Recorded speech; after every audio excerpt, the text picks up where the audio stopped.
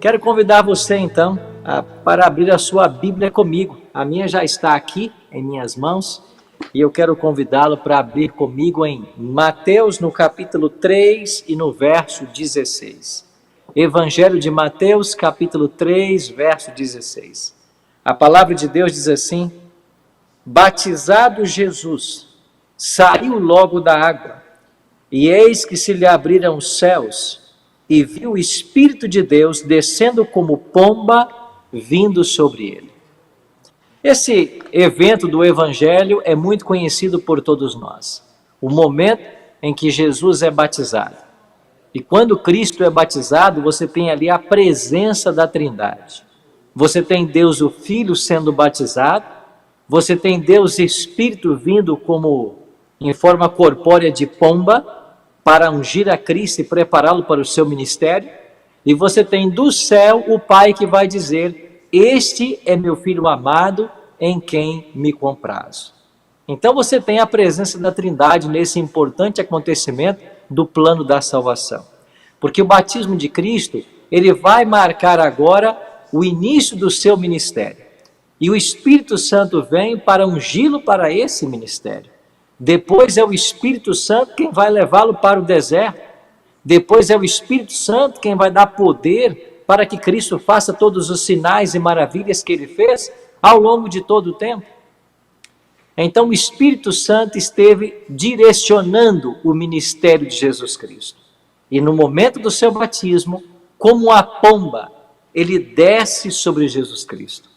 É por isso que a gente colocou o título dessa mensagem de O Retorno da Pomba. O que significa isso?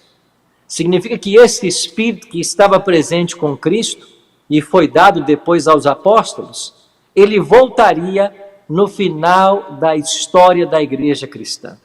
E é precisamente sobre isso que eu queria falar com você nessa manhã. O livro de Atos, que registra o nascimento da igreja e todas as suas vitórias, todo o seu avanço missionário, todo o seu crescimento numérico, esse livro poderia ser chamado de Atos do Espírito Santo, porque era o Espírito Santo quem liderava a igreja nesse momento. Agora, a atuação do Espírito no Pentecostes, ela é significativa, ela é marcante, porque nós temos ali o que nós chamamos de dispensação do Espírito. O que significa isso? No Antigo Testamento, o Espírito Santo atuava de fora para dentro. Ele vinha para capacitar pessoas, mas agora a partir do Novo Testamento, você tem um Espírito que vai atuar de dentro para fora.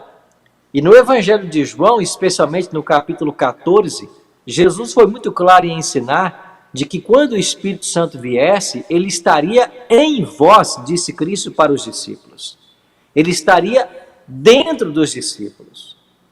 E Jesus disse que ele iria para o céu, mas ele enviaria outro Consolador. E essa palavra outro, na língua grega, significa um outro, mas igual a Cristo. Ou seja, o Espírito Santo é Deus. E ele estaria com a igreja cristã todos os dias até que os séculos se consumassem. Então, Pentecostes, testemunhados em Atos 2, marca a dispensação do Espírito, o início da atuação do Espírito. E eu queria então levar você agora para um texto do profeta Joel. Se você puder abrir a sua Bíblia comigo, no livro do profeta Joel, e dê uma olhadinha aqui no capítulo 2. Joel é no Antigo Testamento o profeta do Espírito. Ele quem fala da vinda do Espírito, do batismo do Espírito. E aqui existe no versículo 28 em diante, uma linda promessa da concessão do Espírito para os últimos dias. Joel 2:28 foi feita a seguinte profecia: e acontecerá depois que derramarei o meu Espírito sobre toda a carne. Vossos filhos e vossas filhas profetizarão, vossos velhos sonharão e vossos jovens terão visões.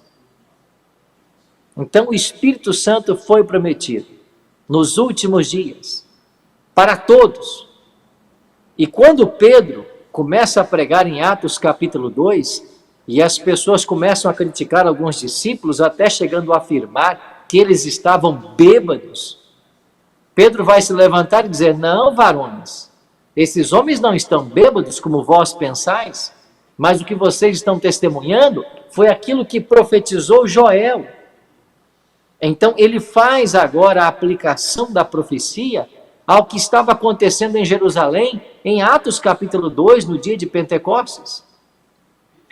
Acontece que esta manifestação do Espírito Santo no dia de Pentecostes foi o primeiro momento, a primeira atuação do Espírito. E o próprio profeta Joel, ele fala da atuação do Espírito em dois momentos. Eu queria que você voltasse agora para Joel capítulo 2, no verso 23. Olha o verso 23 comigo. Alegrai-vos, pois, filhos de Sião, e regozijai-vos no Senhor vosso Deus, porque ele vos dará em justa medida a chuva, e fará descer como outrora a chuva temporã e a chuva serôdia. Então agora o profeta Joel, ele introduz uma linguagem da agricultura da Palestina para refletir, para ilustrar a obra do Espírito Santo na atuação junto à igreja cristã. Então nós temos que voltar ao tempo da Palestina. Você sabe que o povo de Israel era um povo que vivia basicamente da agricultura e também da pecuária, mas eles dependiam completamente das chuvas. E haviam duas chuvas que caíam sistematicamente na Palestina. Elas são chamadas pelo profeta de chuva temporã e chuva serôdia. A chuva temporã, ela caía no momento da semeadura. Ela preparava a terra, ela umedecia a terra para que a semente pudesse ser lançada e para que ela tivesse forças para germinar. Já a serôdia caía próximo à colheita. Essa chuva vinha para dar forças à planta para que o grão maturasse e então acontecesse a colheita. Então o povo de Israel, que vivia da agricultura, dependia destas chuvas. As chuvas eram tudo na vida da nação, porque se não houvesse chuva, se não haveria cereal, não haveria alimento, haveria fome. Então agora o profeta Joel divide a ação do Espírito em dois momentos, representado por essas duas chuvas, e estas chuvas estão relacionadas ao plantio, à semeadura e à colheita. Interessante que quando nós vamos para Apocalipse 14, e você tem aí um quadro da tríplice mensagem angélica, dos versos 6 a 12, você percebe que ali nós temos o conteúdo que o remanescente deve apresentar antes que Jesus volte. Então nós sabemos que Jesus prometeu em Mateus 24:14 que o evangelho tem que ser pregado, e este é o sinal para a sua volta. Quando o evangelho for pregado, então virá o fim. O fim não vem enquanto o evangelho não for pregado. E quando você vai para Apocalipse 14, você encontra ali as três últimas mensagens que devem ser dadas ao mundo. E quando chegamos em Apocalipse 14:14, você tem uma cena de colheita. Você tem a volta de Cristo e você tem ele com uma foice na mão. Então sai do santuário uma voz que diz para Cristo que está nas nuvens: toma a tua foice e ceifa, porque chegou a hora de ceifar, visto que a seara da terra já está madura. Ou seja, as pessoas estão prontas, os salvos refletiram o caráter de Cristo, eles estão prontos para serem colhidos. É o momento de Cristo voltar e nos levar a todos para o lar eterno. Esta é a grande esperança do movimento adventista, é a esperança de todo cristão em qualquer parte desse mundo. Ver Cristo voltando nas nuvens dos céus para dar fim ao sofrimento, à morte, à doença. É isso que nós sonhamos. Agora escuta. Essa colheita só vai acontecer depois que vier a chuva. E esta chuva está prometida. Então, quando Joel 2:23 fala de que Deus daria a chuva temporã e a chuva serôdia, estas duas chuvas, elas abrem e fecham o arco da atuação do Espírito Santo em dois momentos claros, no início do Evangelho e na conclusão do Evangelho. Então, quando a semente foi lançada no Pentecostes, ela frutificou, batizaram 3.000 no único dia, esse número subiu depois para 5.000, depois milhares de cristãos se espalharam por todos os lados, e quando chegamos no apóstolo Paulo, que tornou-se o apóstolo dos gentios, aquele responsável em levar o evangelho para além das fronteiras judaicas, ele vai declarar em Colossenses 1, de que o evangelho atingiu, alcançou a toda criatura debaixo do céu. Então, aquela região onde o povo de Deus habitava, o mundo conhecido de então, recebeu o evangelho. E isso só foi possível por causa da ação pontual do Espírito Santo. No momento marcado ele veio. Cristo foi assunto aos céus e enviou o Espírito. O Espírito veio, batizou os fiéis e eles agora estavam aptos a pregar o Evangelho com todo o poder. E o que aconteceu? Sinais, prodígios, cegos viam, coxos andavam, mudos falavam, surdos ouviam, mortos reviviam, e a palavra avançou com poder. O Império Romano, com toda a sua força, não pôde deter. A águia romana foi incapaz de segurar o poder do Evangelho. E liderados pelo Espírito Santo, que conduzia a igreja, que enviava, que separava, que proibia de ir em dados momentos, liderados por esse Espírito, a igreja avançou. E você conhece o nascimento forte da igreja cristã primitiva, o cavalo branco que vem vencendo e para vencer. Agora, passaram-se cerca de 2.000 anos. O arco do Espírito, da ação do Espírito tem que se fechar. Jesus não volta enquanto o Evangelho não for pregado. Mateus 24:14 é uma prova disso. E quando você vai agora para Apocalipse capítulo 18, no capítulo 14 você tem aí as 3 mensagens angélicas sendo pregadas. Estas mensagens, elas atingirão o que nós chamamos de alto clamor. E quando vai acontecer esse alto clamor? Quando é que esses anjos vão dar em toda força, em todo poder, esta advertência ao mundo? Apocalipse 18:1 fala sobre isso. Olha o que diz Apocalipse 18:1. Depois destas coisas, vi descer do céu outro anjo, que tinha grande autoridade, e a terra se iluminou com a sua glória. Quem é esse anjo do Apocalipse 14? É uma clara alusão à ação do Espírito Santo na chuva serôdia. Esse anjo que se une agora aos 3, esse outro anjo que tem grande autoridade, é o próprio Espírito Santo, que será derramado sobre todos os justos fiéis e vai prepará-los para dar a última mensagem, o alto clamor, a última voz de advertência, o último apelo divino antes que Jesus deixe o santuário celestial. Então Cristo está nesse exato momento no santuário celestial. Ele é o nosso sumo sacerdote. Desde o dia 22 de outubro de 1844, ele começou o juízo, a fase que nós chamamos de investigativo ou pré-advento. Nesta fase, as pessoas que um dia aceitaram a Cristo como Salvador, que entraram para o seu serviço, elas estão sendo julgadas. Começou-se pelos mortos, logo passaria aos vivos. Então nós estamos nesse exato momento no dia do juízo, no grande dia da expiação. E o que vai acontecer agora? O Espírito Santo será derramado sobre os fiéis. E eles agora irão pregar com todo o poder a última mensagem, preparando o mundo para a volta de Cristo.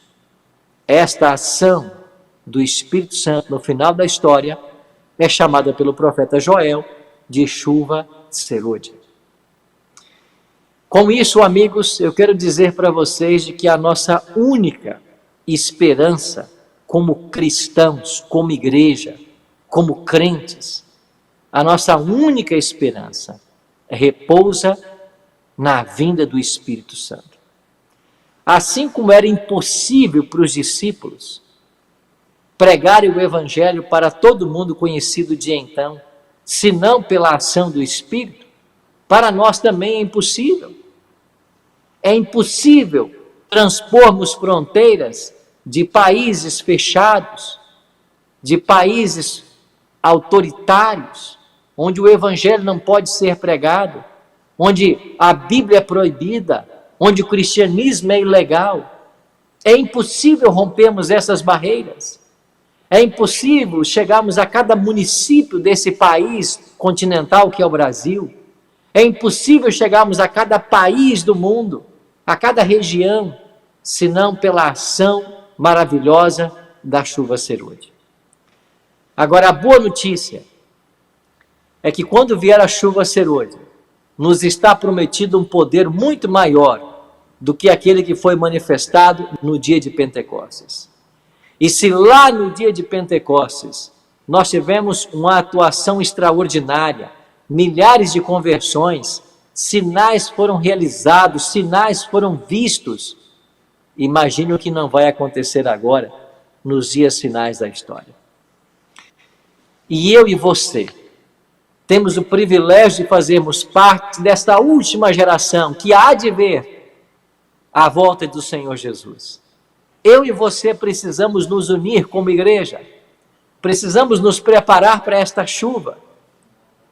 E você está percebendo que lentamente o Espírito de Deus está se retirando da terra? Não dos salvos, porque Jesus prometeu que Ele estaria conosco até a consumação dos séculos. Mas o Espírito Santo está se retirando das pessoas que não aceitam a sua influência. Nós brasileiros ficamos chocados essa semana com a crueldade de pessoas com uma criança de poucos dias de vida, assassinada de forma cruel. Nós ficamos chocados com um esposo que esfaqueia a esposa na frente das filhas. Nós ficamos chocados com pessoas tirando as próprias vidas, tirando a vida de filhos, de pais. Nós ficamos chocados com a imoralidade que permeia o nosso mundo, a nossa sociedade. Nós ficamos chocados com as injustiças sociais. Nós ficamos chocados com tanta roubalheira. Cristo tem que dar um fim a tudo isso. E isso só vai acontecer quando o Evangelho for pregado. Porque este é o sinal para que Jesus volte. E para que esse Evangelho seja pregado, a única esperança nossa repousa na ação do Espírito Santo. Ellen G. White faz algumas perguntas para mim e para você. Se o Espírito é tão essencial para esse momento, por que não falamos mais sobre ele? Por que não pregamos mais sobre ele? Por que não conversamos mais sobre ele? Por que não estudamos mais sobre ele? Esse é o momento, meus amigos, de conhecermos mais da obra do Espírito. Esse é o momento da pomba retornar. O retorno da pomba é essa ação do Espírito mais uma vez. Caiu no início a chuva temporã, aguardamos agora a chuva serôdia. E eu e você precisamos nos preparar para esse maravilhoso acontecimento. Vamos a uma pergunta final e uma pergunta chave. Pastor, como eu me preparo para esse evento? Como nos preparar? Olha para a sua Bíblia. Olha no livro de Atos. O que fizeram os discípulos para se prepararem, para que eles fossem batizados com o Espírito Santo. A palavra de Deus primeiro nos diz que houve ali momentos de confissão, de arrependimento.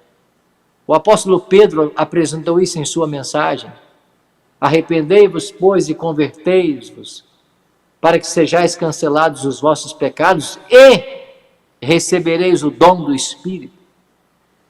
Então, primeiro nós temos que nos arrepender, nós temos que confessar os nossos pecados, nós temos que clamar a Deus por misericórdia.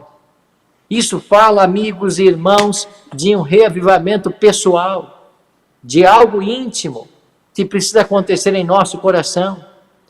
É verdade que nós aguardamos um grande reavivamento nesta igreja, mas ele começa com as pessoas, e não espere que ele venha de forma coletiva, não espere que toda a igreja seja envolvida, porque isso não vai acontecer.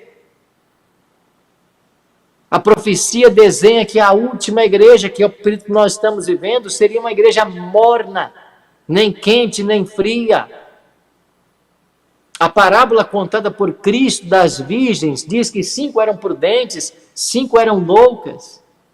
Jesus disse que existe a porta larga e a porta estreita, mas muitos querem a porta larga e poucos acertam o caminho estreito. Então não espere que esse grande reavivamento que nós aguardamos, ele vai acontecer em 100% da igreja, ele não vai. Então eu e você temos que fazer o preparo pessoal. E o primeiro passo nesse preparo pessoal é que nós temos que estar contritos com Deus. Nós temos que confessar todos os nossos pecados. Nós temos que nos humilhar diante dele. Nós temos que clamar por perdão, por misericórdia. Nós temos que nos arrepender e nos converter para recebermos esse Espírito. Será que eu estou pregando agora para alguém que no sábado é uma pessoa, mas nos outros dias da semana é outra? Dentro da igreja é uma pessoa, mas fora é outra. Na frente das pessoas é uma coisa, por fora é outra. Que mudanças o Espírito precisa ajudar você a fazer. E a maravilha é que não é você sozinho, é a ação do Espírito em nossa vida. Porque o próprio Cristo diz que quando esse Espírito viesse, ele nos convenceria do pecado, da justiça e do juízo. Ali está do pecado. Ele que fala a nossa consciência, ele que nos mostra que estamos no caminho errado.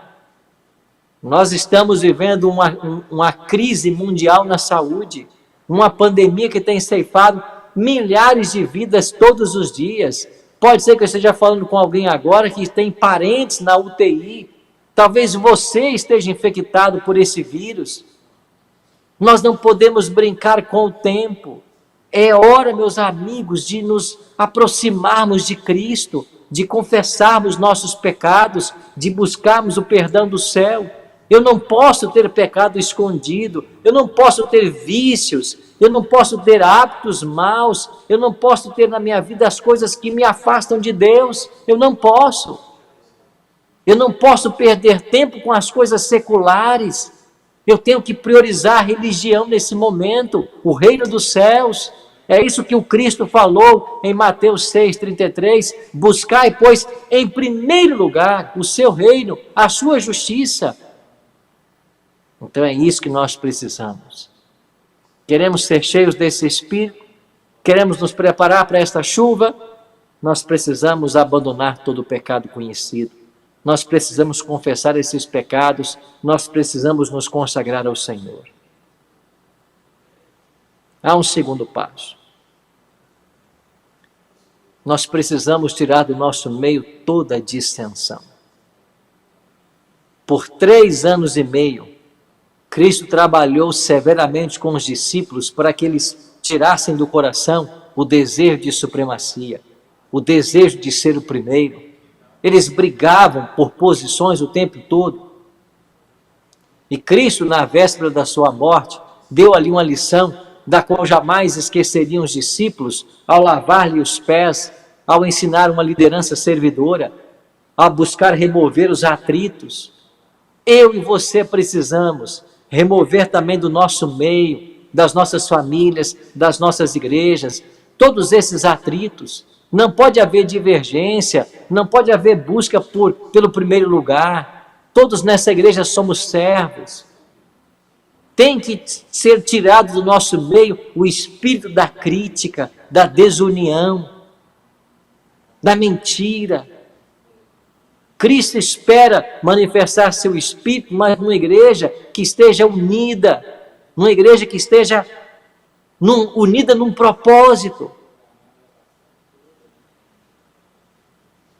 Você tem trabalhado para isso na sua família, na sua igreja, na sua comunidade? Tem sido você um pacificador? Tem sido você uma pessoa que busca sempre somar, nunca dividir? Ou você é um crítico da igreja? Ou você vive colocando defeito em tudo? Tem gente que acha que o mundo lá fora é perfeito e dentro da igreja nada presta. Acorda, acorda. O mundo lá fora está sendo dominado por Satanás. O Espírito tem atuado dentro da igreja e ele vai atuar cada vez mais. Mas se nós não abrirmos o coração, nós não seremos beneficiados por esta obra. Então nós temos que tirar toda dissensão, todo desejo de supremacia, todo desejo de ser o melhor, de ser o primeiro. E finalmente um terceiro ponto, que você precisamos dar para sermos batizados por essa chuva. Cristo foi muito claro quando ele diz: pedi e dar-se-vos-á. Mateus 7, né? 7:7. Pedi e dar-se-vos-á. Buscai e achareis, batei e abrir-se-vos-á. E ele continua dizendo: se um filho pedir um pão, você vai dar uma pedra. Se um filho lhe pedir um peixe, você vai dar uma cobra. E Jesus conclui: ora, se vós que sois maus, sabeis dar boas coisas aos vossos filhos, quanto mais dará o Pai Celeste o Espírito àqueles que lhe o pedirem. Uma terceira condição é que nós temos que pedir por esse Espírito. Nós temos que clamar por ele todos os dias. A nossa primeira tarefa como filhos de Deus deveria ser buscar o batismo do Espírito. E lembre-se, a chuva temporã que começou a cair lá no livro de Atos, no Pentecostes, ela não parou de cair. É esta chuva que está caindo ao longo da história. É esta chuva que tem caído ao longo desses 2000 anos de história até nós.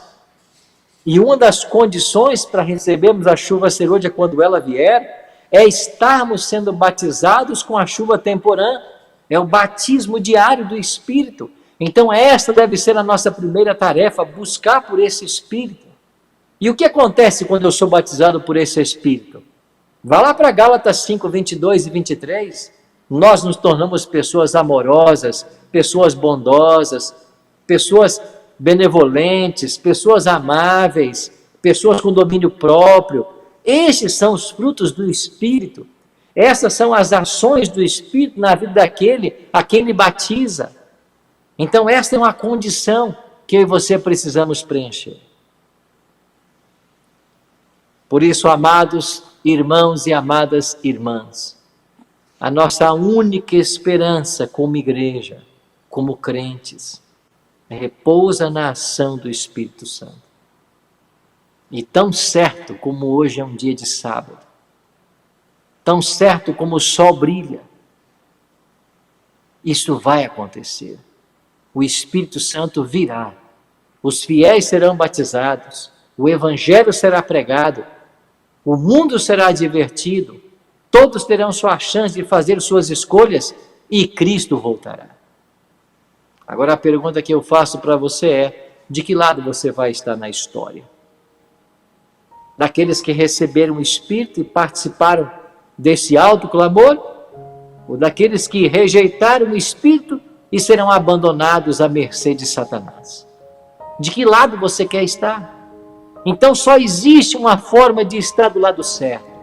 É preenchendo as condições para que esse batismo seja uma realidade em nossas vidas. Nós vamos ter uma música agora. A Kátia vai cantar mais uma vez.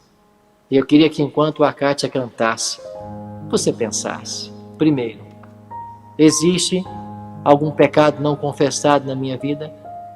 Existe algum hábito secreto que desagrada a Deus? Eu tenho feito coisas das quais sou consciente e sei que estão erradas. Eu tenho seguido por um caminho diferente daquilo que o Espírito tem mostrado para mim. Eu estou afastado dos caminhos do Senhor. Eu tenho vivido longe da presença dEle. Eu não tenho lido a palavra, eu não tenho orado. Por isso, amado irmão, amada irmã, vamos colocar a nossa vida nas mãos do Senhor. Vamos nos reconsagrar a cada momento. Vamos clamar por esse poder para que nós sejamos batizados e para que nós participemos do último movimento que vai dar a última advertência para que Cristo logo volte a essa terra. Ora comigo agora. Pai Santo, obrigado pelas tuas ricas promessas. Obrigado porque na tua palavra nós sabemos de que assim como a semeadura aconteceu e nasceu a igreja cristã, aguardamos agora a colheita. E assim como Cristo veio para morrer na cruz e nos garantir a salvação, Ele volta agora para nos dar o dom da vida eterna. E nós precisamos fazer o devido preparo para recebê-lo em glória e majestade. Pai, nós acreditamos nessa manhã de que a única resposta, a única saída para esta igreja está na ação do Espírito. E nós queremos nos preparar para recebê-lo. Por isso, Pai, nos abençoa, perdoa nossos pecados, remova do nosso meio toda discórdia, toda divergência, todo desejo de supremacia e nos ajuda, Pai, em nossa busca diária, nos fortaleça em cada momento da nossa caminhada e nos prepara finalmente para a Tua volta. É a nossa oração, em nome e por amor de Jesus. Amém.